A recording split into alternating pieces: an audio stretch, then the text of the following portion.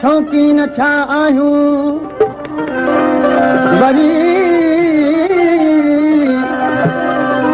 वरी शौकीन छा आहियूं नौनी हलायूं था वरी को इश्क आफ़त जो गले में हार पायूं था अञा पीरी न आपती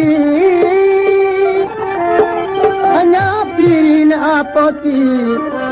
अञा जो भन जवानी जिगर पंहिंजे के जलवन सां अञा बि आज़मायूं था मुर्तज़ा तां मतां खिलजो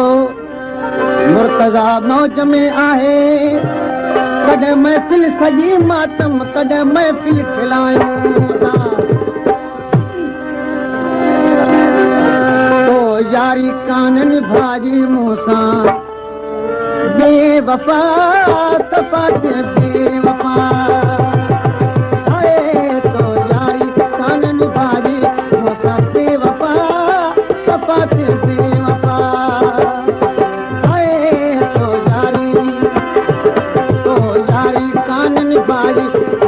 बेवफ़ा सफ़ा बेवफ़ा बेवफ़ा सफ़ा बेवफ़ा तो यारी काननि भाई तो यारी काननि भाई मूंसां बेवफ़ा सफ़ा बेवफ़ा बेवफ़ा सफ़ा बेवफ़ा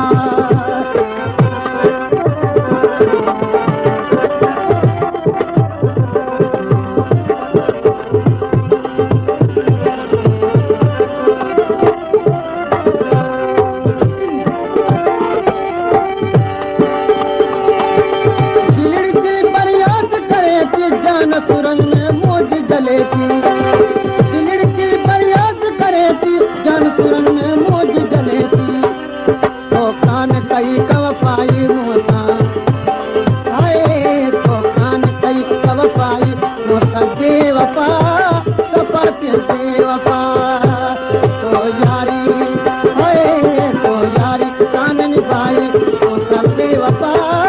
सफ़ा बेवफ़ा बेवफ़ा सफ़ा बेवफ़ा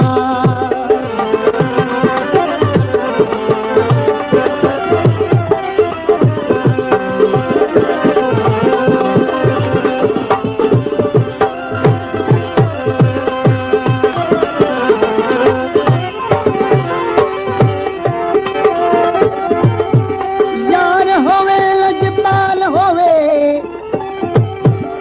यार होवे लजपाल होवे पिछे यारी लावण तस्वे ज़र्द बदले सिरड़ा मगे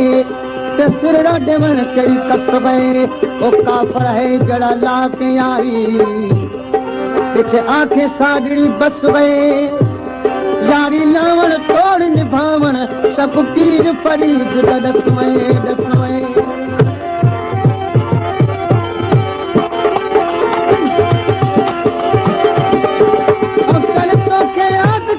तो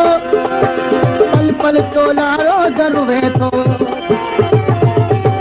अफसल तो के याद करे तो पल पल तो लारो दरुवे तो कान सच्चाई मूंसां बेवफ़ा सफ़ा बेवफ़ा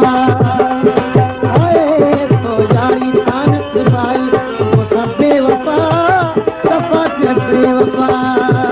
तो यारी काननि भाई तो यारी काननि